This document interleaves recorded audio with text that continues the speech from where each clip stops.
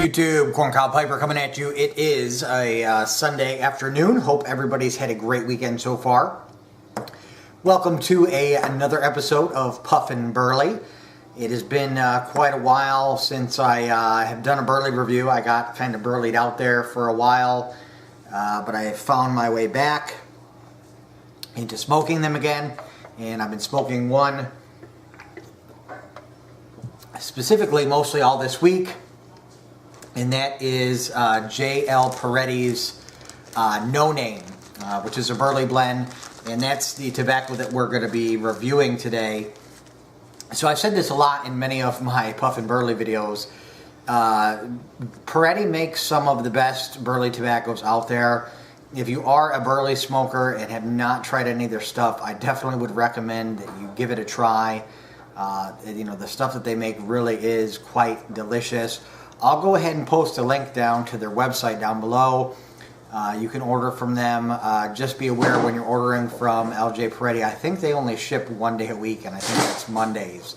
So, you know, if you order on, like, say, a Wednesday or something, you're probably not going to get a shipping notification from them until Monday. So keeping that in mind, probably best to order over the weekend or something like that. That way they ship it out first thing in the morning on Monday for you. But pretty much everything that I've had from them so far has been great.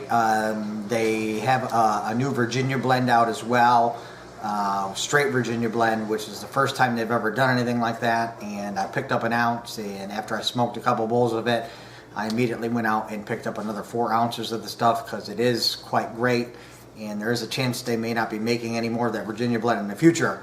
So at any rate, let's get back to the tobacco we're reviewing. Once again, it is called No Name. It is a somewhat of an aromatic Burley. It's got a casing on it, very, very similar to a Lakeland tobacco. I would consider this to be the American version of Lakeland's, obviously void of any latakia or anything like that, however. But it is a Burley and a Virginia blend, so the only 2 ingredients are Virginia and Burley. And it is cased with something, a perfumey type Lakeland-esque, you know, topping or casing. I would call this a casing, not really a topping. But if you do not like Lakeland tobaccos, you're definitely not going to like this one. For me, Lakelands have a kind of a perfumey or rose water taste. This one differs a little bit. We'll get into that. Now, Peretti calls this a ribbon cut, and I've tried several of their tobaccos that they've called ribbon cuts, and I would call all of them coarse cuts, and I'll show you why here in a second. I'm just going to go ahead and readjust the camera so I can show you what this tobacco looks like. Alright, so here we go. This is what the tobacco looks like, and like I said, it's a Burley and a Virginia blend. You can definitely pick out the Burley. There is very, very little Virginia in here, but you can pick it out in the form of these broken flakes here. You'll find it sporadically throughout the blend, and you can see here there's some white Burley and then some dark Burley as well. But this definitely I would not call a ribbon cut per se. As you can see, it's some pretty chunky stuff there. So I guess that is Peretti's version of what they call a ribbon cut. And let me go ahead and readjust the camera back to myself, and we'll go ahead and light up. Okay, so we'll go ahead and and I just ordered up an ounce of this, and I've smoked about 4 bowls of this so far. Peretti is very, very generous with their bulk tobaccos. Anytime I order up an ounce, I would say it's closer to 1.5 ounces to 2 ounces, but that's what's after 4 or 5 bowls smoked of this. That is still definitely over 1 ounce of tobacco there. For the pouch note,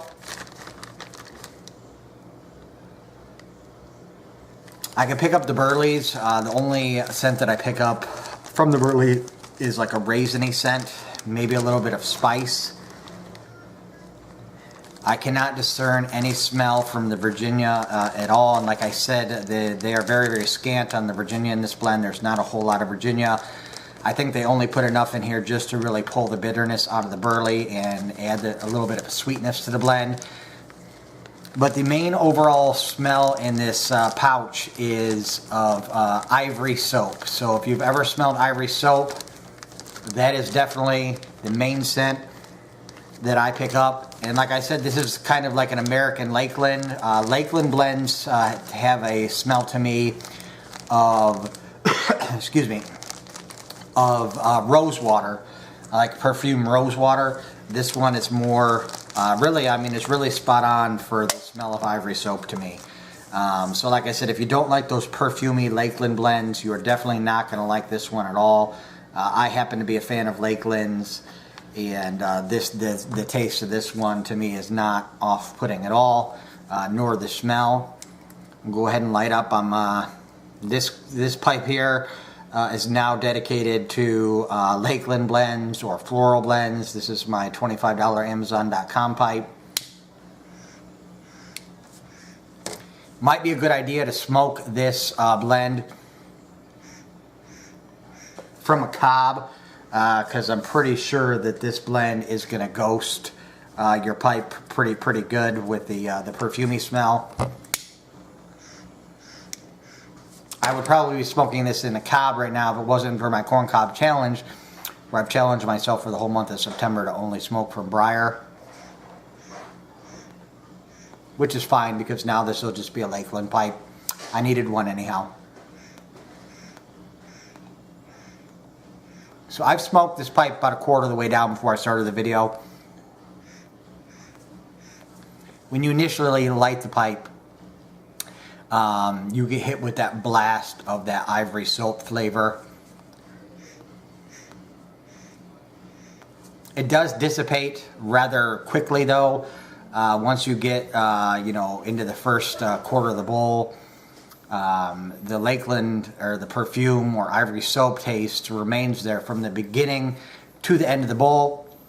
However, it is not so overpowering as it is when you first light up. It dissipates some. So once you get through the first quarter of the bowl, and that perfumey taste mellows out quite a bit, you really start to pick up on the Burleys.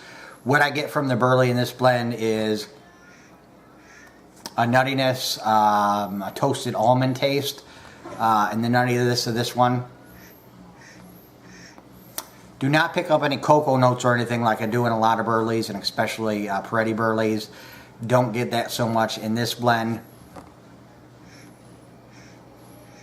I do get some hints of molasses.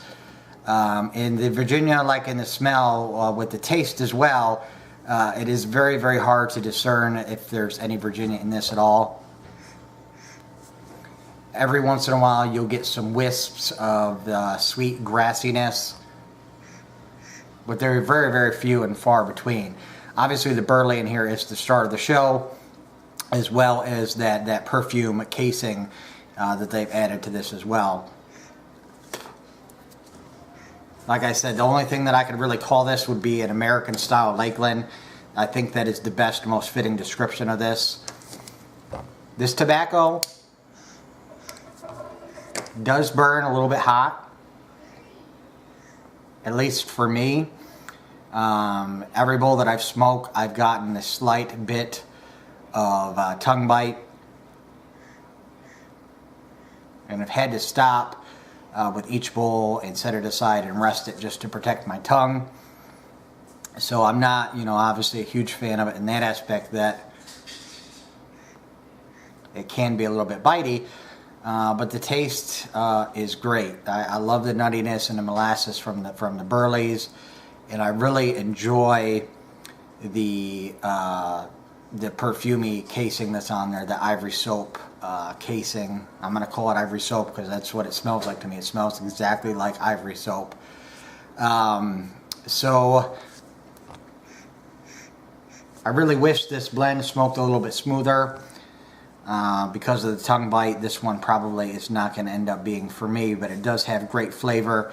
And I definitely would recommend giving this one a try. If you're a fan of Lakeland and you do like Burleys, definitely go ahead and pick this one up and give it a try. Room note on here is, I will call it tolerable, because it does have that perfumey smell to it. I'm not great at picking out nicotine levels in pipe tobacco, being a former cigarette smoker, but I would have to say this one is probably pretty high because it consists mostly of dark burley, a little bit of white, like I said, and very, very little Virginian here. So probably quite high on the nicotine level.